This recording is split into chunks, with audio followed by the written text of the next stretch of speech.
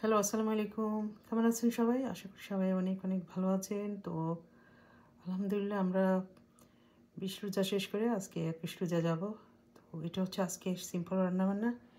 এখানে হাঁসের মাংস রান্না করেছি গরম মশলা দিয়ে, সাথে অন্যান্য মশলা দিয়েছিল। আর এখানে একটা সবজি রান্না করছি মাশরুম, ব্রকলি, সাথে এগ। আর ইফতারিতে কালা চনা, বুট ভাজা করছি আলু দিয়ে। তারপরে এখানে ওয়াটারমেলন উইথ ম্যাঙ্গো, এখানে কিছু চামচা অল্প করে করছি। আর এখানে ওয়াটারমেলন জুস। এটা হচ্ছে আমাদের আজকের গরিবের ইফতার। একদম সিম্পল হয় আমরা ইফতার করি, ভাজা পোড়া কম রাখি, একটা আইটেম রাখি। তো এটা হচ্ছে আজকের ইফতার। সবাই ভালো থাকবেন, সবাইকে রমাদান মোবারক।